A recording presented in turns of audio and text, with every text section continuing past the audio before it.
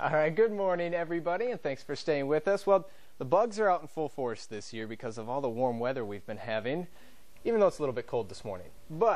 So what can we do to keep bugs out of our house? And this morning from Exterminators, Shay Runyon is here to give us some tips and advice on things that you can do at home to kind of keep those nasty bugs outside your house. Shay, good morning, and thanks for coming in with us. Thank you for having me. Well, you're exactly right. The warm weather that we've had over the past few weeks has definitely caused the insects to awake from this long winter's nap that they take, and so you will expect to see an increase in termites, ants, roaches, some of our occasional invaders such as the kudzu bug we've been seeing a lot during this time of the year. Okay, and now we brought some things in. Let's hold this up so we get this on that camera there.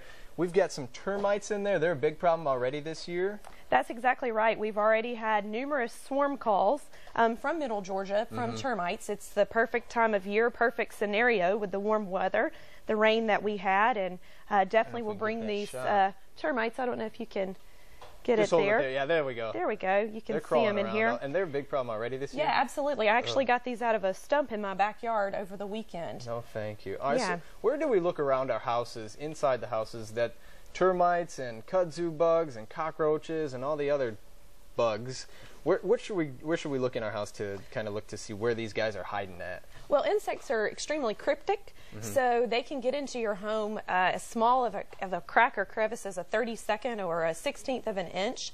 So you need to look around moisture sources to see if they have come in that way into your home.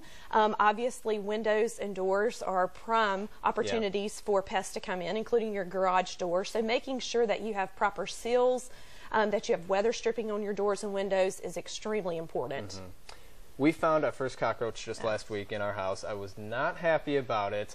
So let's say the bugs are already inside your house. What are some things that you can do inside your house to kind of maybe help deter them or keep them away from coming in or from wanting to come into your house? Well, you know, the thing with pests is they're really an equal opportunity pest. They're going to come into your home. We're all going to have a cockroach at some point in our home.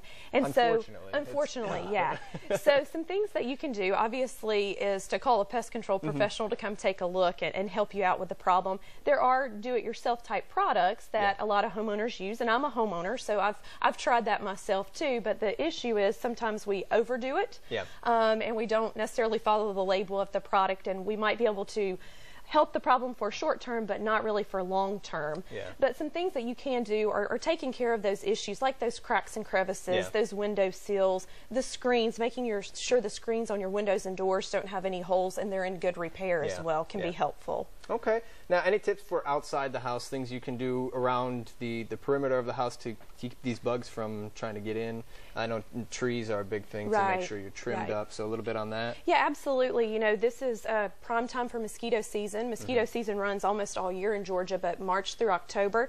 And so any standing water that you have around your home is a perfect place for mosquitoes to breed. So if your kids have toys outside, make sure you dump them over at night where you don't get water. If you have planters, do the same thing and make sure there's not standing water. Obviously, it's beautiful outside. We're all wanting to go out and start gardening, and we're going to see this weekend it's going to be pretty again.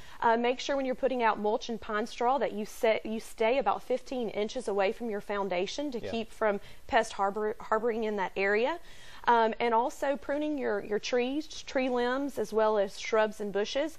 If you have a tree limb that's touching your second floor, it can definitely cause a bridge for ants and things to come right into your second story. All righty. Thank you, Shay, so much, and a lot of information to go over.